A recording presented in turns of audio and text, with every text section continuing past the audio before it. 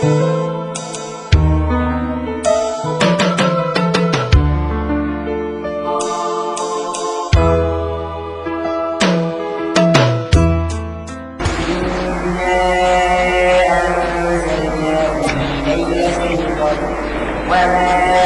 أدراك ما ليلة القدر ليلة القدر خير من ألف شهر تنزل الملائكة والروح فيها بإذن ربهم من كل يوم سلام هي حتى مطلع الفجر.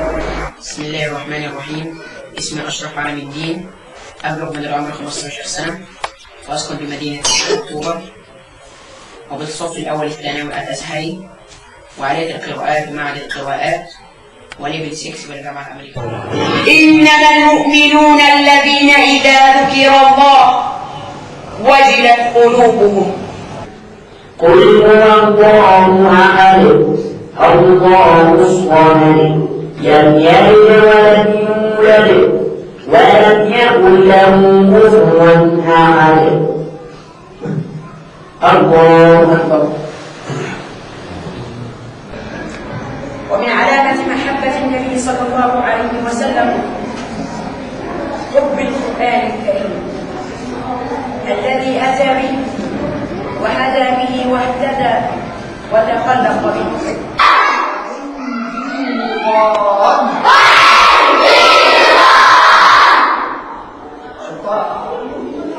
حياكم الله. شايفين أشرف؟ سأقول وصية رب العالمين جل جلاله. اقرأ ما يقرأ. واحد، الحث على التعاون والتعاون بين المؤمنين. اثنان، أن الاتحاد سبيل القوة والتفرق طريق الضعف ثلاثة، أن على المسلمين أن يهتم بعضهم بأمر بعض وأن يلقوا عدوهم صفا واحدا. أود أن ألقي الضوء على بعض الإجازات التي حصل عليها ابننا أشرف،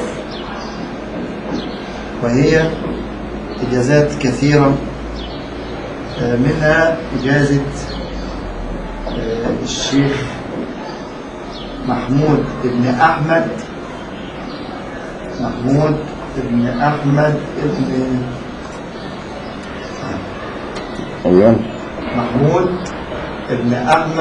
بن عبد الله بن إفكار، مدرس القرآن والتجويد والقراءات بالأزهر. طبعا المجاز هو أشرف بكر صالح. وهذه أيضا إجازة مع ذكر السند المتصل بالحضرة النبوية، إجازة حفص عن عاصم، والمجيز فضيلة الشيخ المحفظ للقرآن الكريم الشيخ عبد الله بن عطية بن بيومي. وهذا الرجل هو محفظ القرآن الكريم بجمعية القرآن الكريم في الجامع الأزهر الشريف. وابننا أشرف له دراسات إنجليزية ولا إيه؟ دراسات، وحصل على على شهادتين من الجامعة الأمريكية، فهو يجيد الإنجليزية.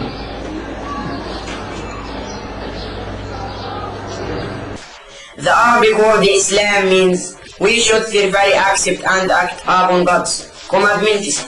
Obedience means abiding by God's law. Commitment means we will have been ourselves to God. We put ourselves in His charge. If we submit to God's will obey His law and commit ourselves to his charge. We will have peace. La première chose qu'on devrait savoir est clairement aussi dire. De l'islam est ce que signifie mot islam. L'ouam islam n'est pas dérivé de nos versos, comme dans le cas des autres religions. L'islam signifie soumission aux religions, de volonté sol unique, Dio dini double, et quico se soumet à la volonté d'Il et appelé muslimin. La ilaha illallah. Aller lob und Dank.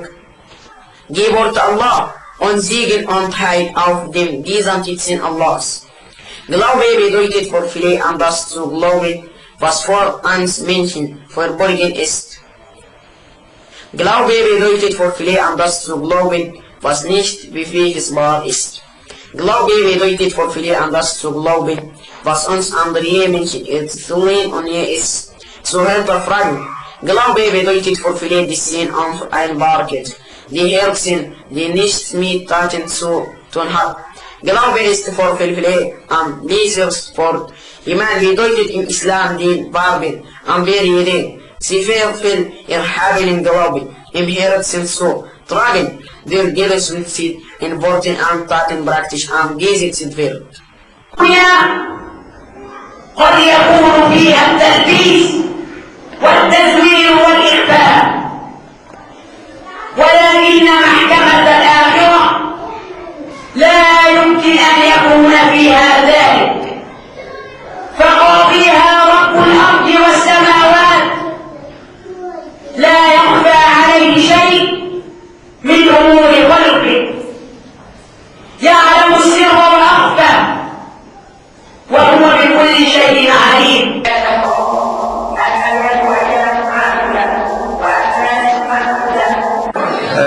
ومعنا بعض الطلاب يتميزون بالتفوق الدراسي والعقل والفكر السليم الإيجابي. من هؤلاء الطلاب الطالب أشرف القائم بمركز حسين، مقيدا بالصف الأول الثانوي القسم الأدبي، يتميز بالأخلاق الحميدة والصفات الجيدة والصدق والأمانة، وما زال هذا الطالب يعمل باستمرار بصدق وإخلاص. طبعا الطالب أشرف بكر من طلاب الناخبين في حفظ القرآن، وهو أساس التعليم الأزهري هو حفظ القرآن. ودائما طلب العلم فريضة كما علمنا وتعلمنا من شرع الله سبحانه وتعالى هو فريضة. وأول آية كما نزل الحق سبحانه وتعالى اقرأ، وهي دالة على الإيه؟ دالة على القراءة ودالة على التعلم. فكل إنسان لابد أن يتعلم، وأقل ما يجب أن يتعلم شرع الله سبحانه وتعالى. أعوذ بالله من الشيطان الرجيم. بسم الله الرحمن الرحيم. فلما دخلوا على يوسف آوى إليه أبويه وقال ادخلوا مصر إن شاء الله آمنين. ورفع أبويه على العرش وقروا له سجدا وقال يا أبت هذا تأويل رؤياي من قبل قد جعلها ربي حقا وقد أحسن بي إذ أخرجني من السجن وجاء بكم من البدو من بعد أن نزغ الشيطان بيني وبين إخوتي إن ربي لطيف لما يشاء إنه هو العليم الحكيم. صدق الله العظيم. يرجع الفضل لمين يا شيخ أشرف؟ يرجع الفضل لله سبحانه وتعالى، ثم لخالق الأستاذ كريم محمود عالم الدين. ماذا تقول لخالق يا شيخ أشرف؟ أقول لخالي من لم يشكر الناس لم يشكر الله. نعم خالق الشيخ أشرف الأستاذ كريم. أيها المشاهدين الكرام، نحن وصلنا إلى ختام هذه الحلقة، والسلام عليكم ورحمة الله وبركاته.